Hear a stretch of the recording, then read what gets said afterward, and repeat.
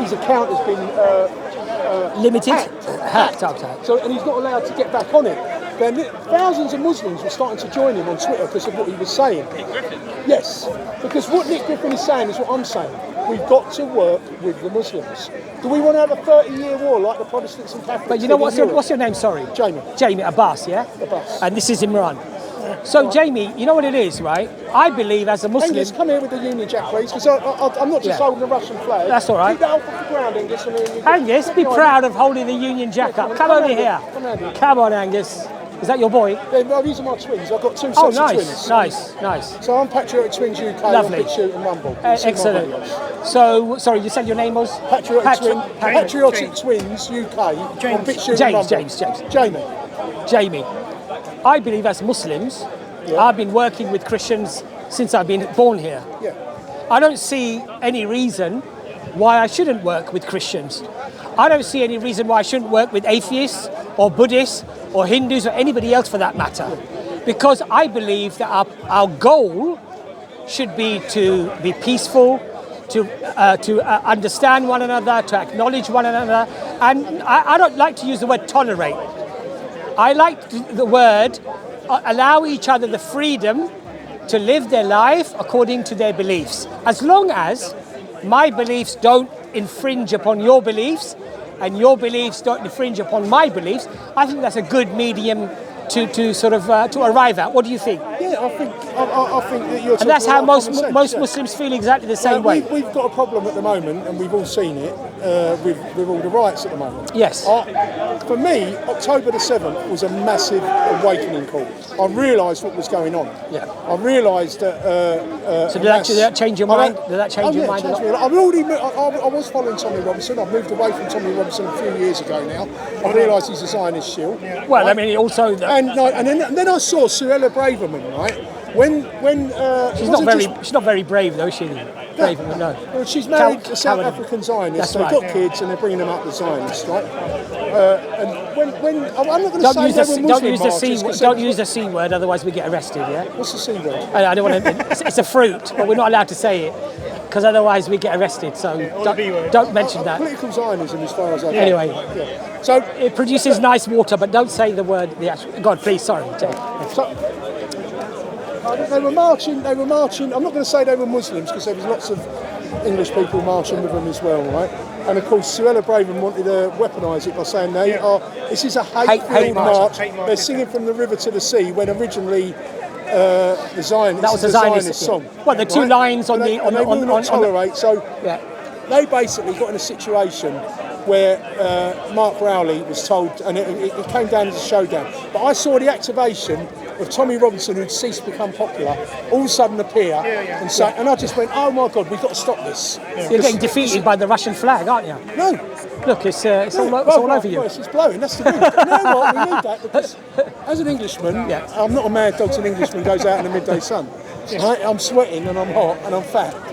Just hold it down, James. Otherwise, it's going to be. Otherwise, we're going to be fighting. So where are we flags, on this? Right? I saw Suella Braverman activate Tommy Robinson, activate Nigel Farage, Lawrence Fox, and we was going to Calvin Robinson's church. Activate Calvin Robinson. Well, I wasn't because I don't live in London anymore. Okay. But my mate was living in Wilston. So you're posh. You moved to the country, have you? I like to get out. I'm white flight. Just, I was in the BNP. I had kids, and and I want to be surrounded by my own white people. Yeah. I want to be because it's natural to be around your own people.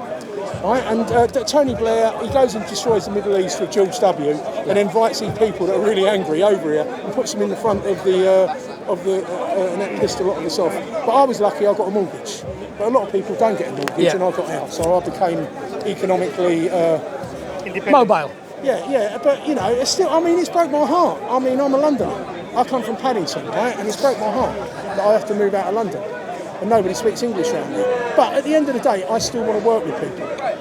Right now, what I saw. So one thing I want to just say to you, James, about that. You know, I don't think that sentiment that you've just said is actually racist. No, it's just. I actually agree with you that a nice. I believe that a nice mix of people, even if it is majority white English in an area, I have no issue with that. I think it works quite well actually if people are nice to one another, right?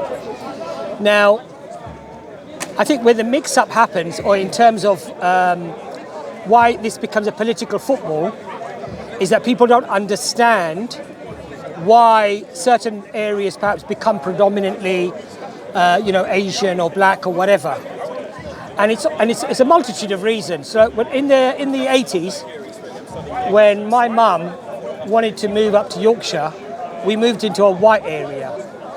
It was like 99% white. You wasn't welcome. And forget welcome.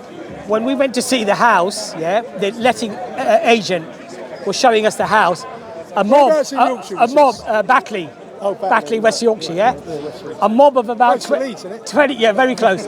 About 10 people joined outside, and it was like, dirty packies, go home, you dirty packies. As a Chelsea supporter, I know what they're like. Their mums were behind them laughing, giggling and everything else.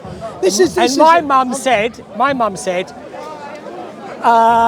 I think we might go to a more Asian area. Do you see what I mean? Yeah. So what I'm saying is that I acknowledge. It's a failure of multiculturalism. I do acknowledge that from an English point of view.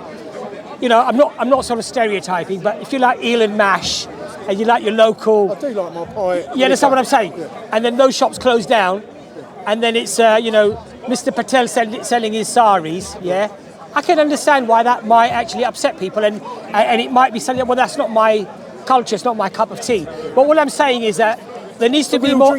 I understand, but there needs to be a more nuanced discussion as to why these things happen. What the far right sometimes do is they sort of see it as an invasion, like it's deliberate. They don't want to mix. They present it as. They present it like we don't want to mix. Let's look at the irony. You understand what I'm saying? Let's look at the irony, right?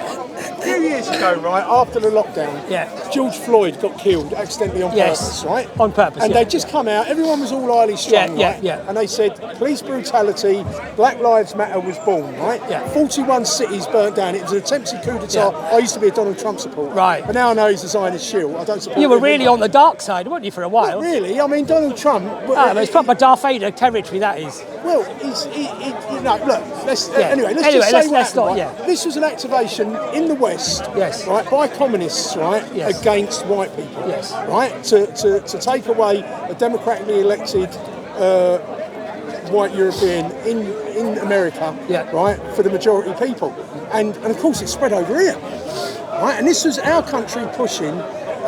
Which is the normal thing. Do you know why that happened? There is no white. What point I want to say? There is no white privilege if you're white working class. We're just as much. You are. That is true. I'm not saying that is true. So what I'm trying to say, most of this sort of thing always happens against white people. Yeah, but James, white working class. No, I just want to move to. No, but one thing, James. Suella Braverman. Yeah, go on, please. Make your point. Suella Braverman, when she came out, I was just shocked. There is the establishment encouraging white people to be racist against a certain ethnic group, which were Muslims. And I've got it straight away. Israel is going to war with Muslims in the Middle East. Just hold the flags down. Israel controls this country through the Israeli lobby. They control America. They control every country in the English-speaking world. And the European Union is under the thumb of the Zionist Anglosphere. Well, they're bold enough to say it as well. So now, all of a sudden, they want us to fight their battles. That's right. Right? Push your boys on the front. Fuck off. That's right. I'm not doing that. Yeah. Right? I now realise you've took my country. You've also made a decision that you're going to depopulate the world to 500 million. So you didn't mean F off. You meant go away, yeah? No, I mean just for the camera, for the kids. Yeah. Well, no, you know what? Yeah. I'm a Londoner, mate. Yeah, I know. And you don't. I'm not. I mean, that's basically what I mean. What I say. I understand. Right? Yeah. And no, I don't like Zionists. Right? I don't like Zionists. Well, I don't like anyone that wants to control. My future king, right, Prince William, is married to a woman called Kate Middleton, right? Yes. And her mother, her maiden name of her mother, I'll tell you all to get your phones out and find out what Kate Middleton's mother's maiden name is, right? Because our country has been hijacked by Zionism for a couple of hundred years now. The British Empire, I used to be proud of it, was there to trade with the world. It wasn't there to enslave the world. It wasn't there to create the opium wars against China. It wasn't there to declare war on the Boers. Have you heard of the East India? The East India Company is the prime one I'm talking about, who Rothschild took control of. Yes. And we had a trade deficit with China because we was buying Chinese tea and they didn't want to buy nothing off us. So he had to balance the books. We should have sold them jelly deals. He sold them opium. Should have given them jelly deals. Created the opium wars, yeah. But, you know, we get our jelly deals from New Zealand, right?